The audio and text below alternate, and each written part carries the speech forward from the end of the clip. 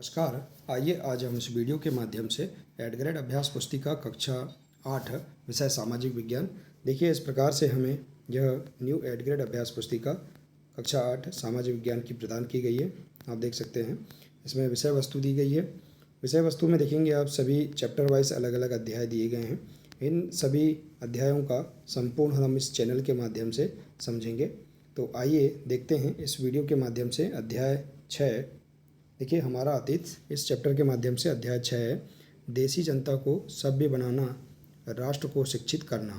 तो देखिए, इस अध्याय के सभी प्रश्नों के आंसर हम किस प्रकार से पाठ्यपुस्तक से पूर्ण करेंगे, आइए हम इस वीडियो के माध्यम से जानेंगे।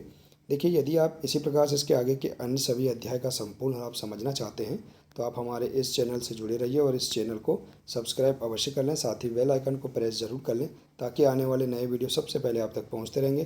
तो आइए देखते हैं अध्याय 6, देसी जनता को सभ्य बनाना, राष्ट्र को शिक्षित करना। देखिए, इसके अंतर्गत सही विकल्प वाले प्रश्न दिए गए हैं। पहला प्रश्न है, एशियाटिक सोसाइटी ऑफ बंगाल का गठन किया था, किसने किया था? विलियम जोन्स ने। सी नंबर का राइट आंसर है। प्रश्न दूसरा, प्राच्यवादी किन्हें कहा गया था? तो देखिए, बी नंबर का राइट आंसर है, एशिया की भाषा और संस्कृति का ज्ञान रखने वाले लोग। तो बी नंबर का राइट आंसर है। इसके बाद है प्रश्न तीसरा, 1835 का शिक्षा अधिनियम आधारित था।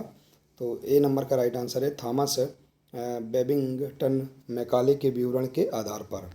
इसके बाद है प्रश्न चौथा, सृजनात्मक शिक्षा को केवल प्राकृतिक परिवेश में ही प्रोत्साहित किया जा सकता है, उपरोक्त विचार था रविंद्रनाथ टैगोर का।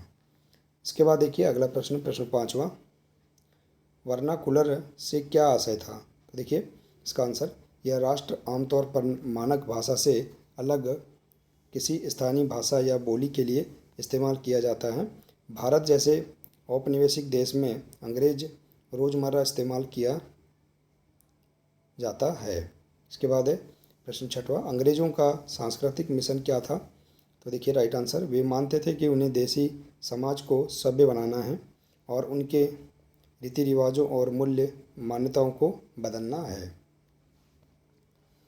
अगला प्रश्न, प्रश्न सातवां, शिक्षा के संबंध में अरविंदो घोष के क्या विचार थे? तो राइट आंसर देखिए, शिक्षा के संबंध में अरविंदो घोष के विचार थे कि शिक्षा को मातृभाषा में होना चाहिए ताकि यह अधिक से अधिक लोगों तक पहुंच सके। इसके बाद है प्रश्न आठवां, अंग्रेजी भाषा सिखाने की ज़रूरत पर मैकाले ने जोर क्यों दिया? राइट आंसर देखिए, मैकाले ने वितरण के आधार पर 1835 का अंग्रेज़ों का शिक्षा अधिनियम पारित किया। ये फैसला भी लिया गया कि अंग्रेज़ों को उच्च शिक्षा का माध्यम बनाया जाए, अंग्रेजी को उच्च शिक्षा का माध्यम बनाया जाए और कलकत्ता मदरसे तथा बनारस संस्कृत कॉलेज जैसे प्राच्यवादी संस्थाओं को प्रोत्साहन ना दिया जाए। इसके बाद है अगला प्रश्न, प्रश्न 9, जेम्स मिल की राय में देसी जनता का दिल किस प्रकार जीता जा सकता था? तो जेम्स मिल की राय थी कि अंग्रेज़ों को देसी जनता को खुश करने और उनका दिल जीतने के लिए जनता की इच्छा के हिसाब से या उनकी भावनाओं को ध्यान में रखते हुए शिक्षाशासन ही देनी चाहिए। उनकी राय में शिक्षा के जरिए उपयोगी और व्यवहारिक चीज़ों का ज्ञान जाना चाहिए। इसके बाद अगला प्रश्न, चार्ल्स वुड के नीति पत्र में क्या संदेश लिखा था? तो देखिए, इसमें भारत में लागू की जाने वाली शिक्षा नीति की रूपरेखा स्पष्ट करते हुए एक बार फिर दोहराया गया है कि प्राच्यवादी ज्ञान के स्थान पर यूरोपीय शिक्षा को अपनाने से कितने व्यवहारिक लाभ प्राप्त होंगे। 11 नंबर का प्रश्न है, 1830 के दशक में एडम के अनुसार बंगाल और बिहार की पाठशालाएँ कैसी थी? तो देखिए इसका आंसर, 1830 के दशक में स्कॉटलैंड से आए ईसाई प्रचारक विलियम एडम ने बंगाल और बिहार के जिलों का दौरा किया। कंपनी ने उन्हें देसी स्कूलों में शिक्षा की प्रगति पर रिपोर्ट तैयार करने का जिम्मा सौंपा था। एडम ने पाया कि बंगाल और बिहार में 1 लाख से ज़्यादा पाठशालाएँ हैं। ये बहुत छोटे छोटे केंद्र थे जिसमें आमतौर पर 20 से ज़्यादा विद्यार्थी नहीं होते थे। अगला प्रश्न, प्रश्न 12, 1854 के बाद कंपनी ने देसी शिक्षा व्यवस्था में सुधार हेतु क्या कदम उठाए? तो देखिए इसका आंसर, 1854 के बाद कंपनी ने देसी शिक्षा व्यवस्था में सुधार लाने का फैसला लिया। कंपनी का मानना था कि इसके लिए मौजूदा व्यवस्था के भीतर ही बदलाव किए जा सकते हैं।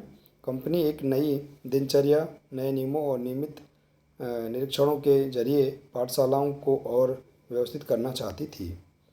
इसके बाद है प्रश्न 13, महात्मा गांधी औपनिवेशिक शिक्षा के पक्ष में क्यों नहीं थे? तो उसका आंसर है, महात्मा गांधी का कहना था कि औपनिवेशिक शिक्षा ने भारतीयों के मस्तिष्क में हीनता का बोध पैदा कर दिया है।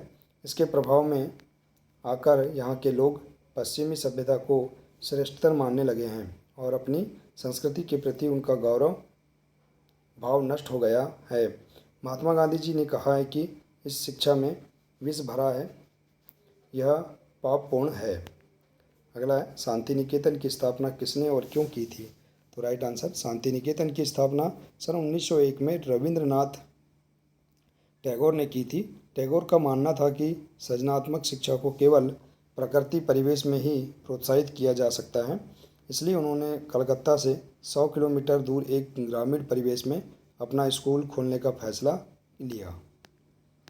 तो देखिए इस प्रकार से हम यहाँ पर इस अध्याय के सभी प्रश्नों के आंसर आसानी से हम पूर्ण कर सकते हैं। देखिए आशा है कि आपको इस अध्याय के सभी प्रश्नों के आंसर समझ में आ गए होंगे। देखिए यदि जानकारी अच्छी लगी हो तो प्लीज़ इसे अधिक से अधिक शेयर करें, वीडियो को लाइक करें और इसी प्रकार से इसके आगे के अन्य सभी अध्यायों का संपूर्ण हल समझने के लिए आप हमारे इस चैनल से जुड़े रहिए और इस चैनल को सब्सक्राइब अवश्य कर लें। मिलते हैं इसी प्रकार से इसके आगे के अगले नए वीडियो के साथ। नमस्कार।